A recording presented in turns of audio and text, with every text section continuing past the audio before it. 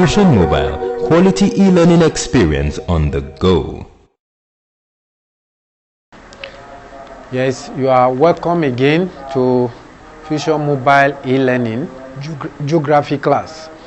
And this afternoon we are going to look at another interesting topic called ocean. Ocean. And I have a diagram here. I'll make use of it by the time I begin to explain some of the features, the way the ocean looks like. But before we talk about ocean, we want to look at the structure of the earth. The earth, if you rate the earth 100%, 70 to 75% of the earth is covered by water bodies. It's covered by water bodies, and these water bodies, most of it is ocean.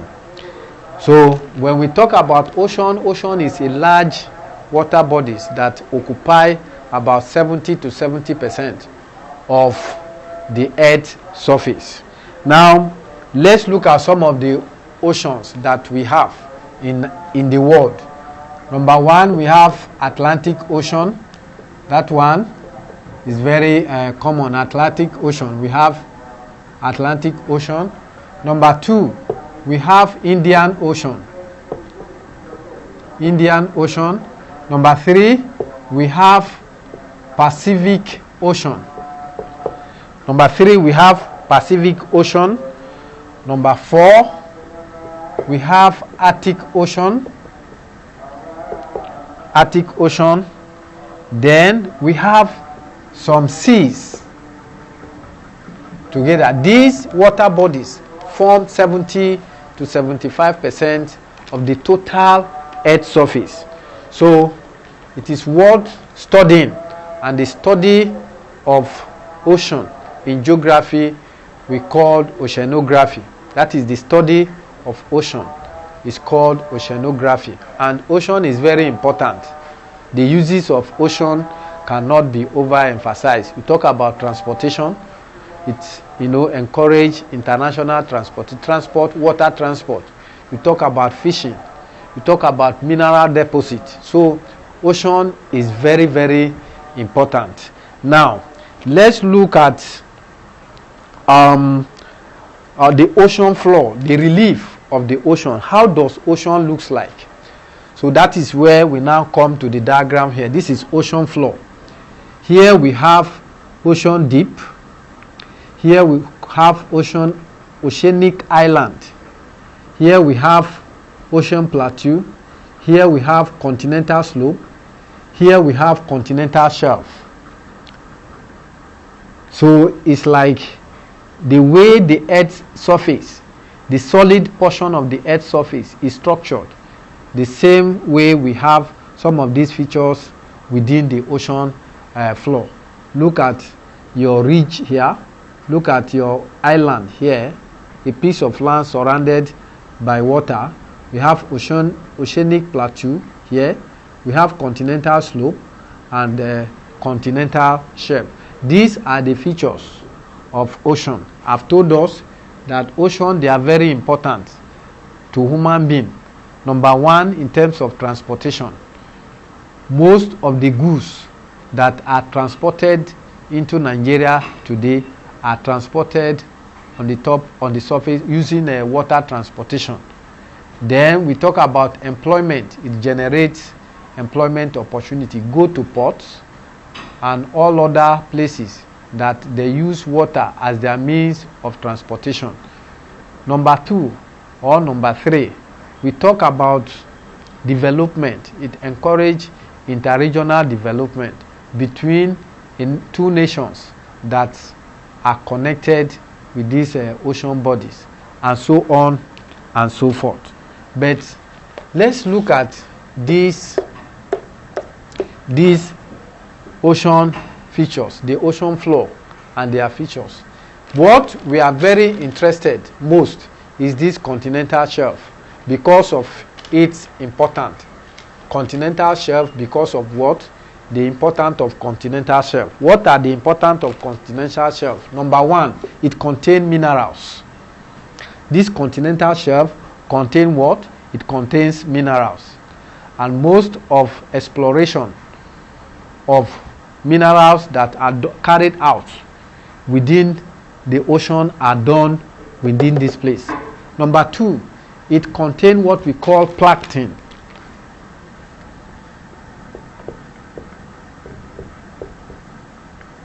Plankton means fish food.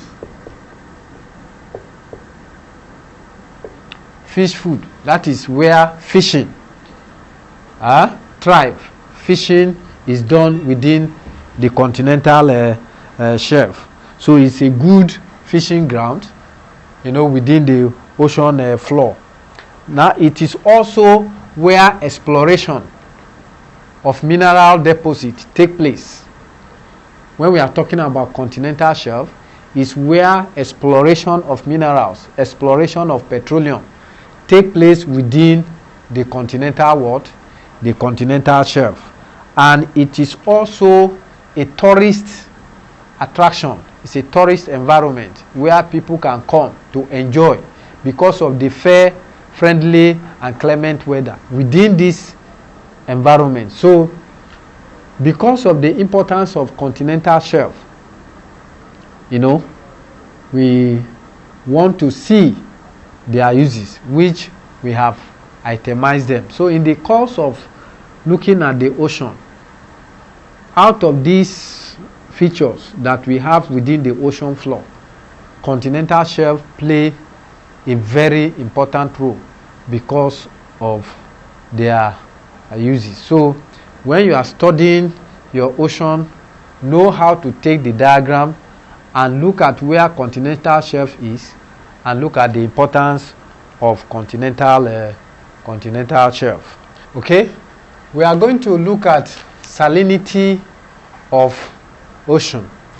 What we mean by salinity of ocean is the degree of salt that is present in the ocean body, the degree of saltness or of the ocean water. That is what we mean by salinity. What are the factors that affect or encourage the salinity of an ocean? Number one, rate of evaporation. When we have high evaporation of water to reduce the volume of the ocean water bodies, it can lead to the concentration of salts within that ocean. Number two is the degree of water mixing with what? With ocean current. The degree of water mixing with ocean current. Ocean current is the movement of water, on top of the ocean water bodies, either towards a certain direction. Then number three, the amount of fresh water coming into the ocean. Also, an ocean that has a lot of other channels coming in with fresh water, it can help to dilute the concentration of the salt in that water.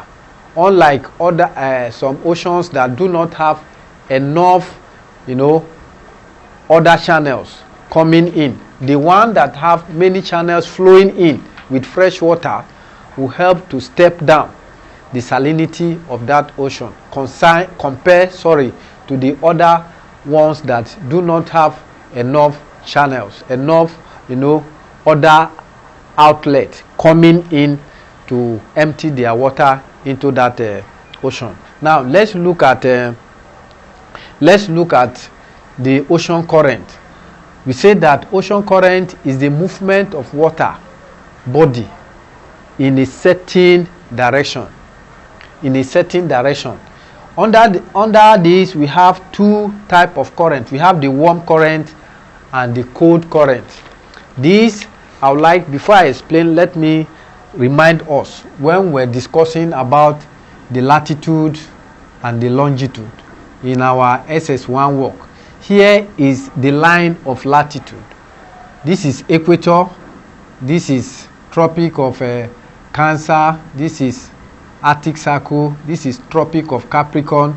This is Antarctic Circle. This is your north and this is your south. we say that this equatorial or latitudinal line, what the latitudinal line does is it shows the distance between a location and the sun. And the farther away you are from the sun, the lower the temperature, the lower the amount of solar insolation that you get. So the oceans that are located within the equator, they have a warm ocean current, while those that are located within the poles, because of their distance, look at it, let me demonstrate it very well. For instance, this is your globe, this is the sun, this is the sun. Can you see the distance here and the distance to this place? Which one is shorter? Is the equator. So the oceans within the equatorial environment, they have a warm ocean current. The reason is because they are close to the sun, while those that are far away at the polar region, they have a cold ocean current. So when they move, the warm current tends to move towards the poles, while the cold tends to move towards the equator. So that is what we mean by the warm and the cold ocean current. What are the effects of this? Number one, it brings regular rainfall. When we have the meeting point of the cold and a hot ocean current, it can lead to what we call frontal rainfall within that environment. It also modifies the climate of that area. Ocean current helps to modify climate within the adjacent environment to the ocean. Then it can contribute to the aridity. Arid is acute shortage of water, which can lead to the excess dryness of soil. So ocean current, especially the cold ocean current, can lead to what? To aridity, or the warm ocean current rather can lead to what we call aridity. So that is all about ocean.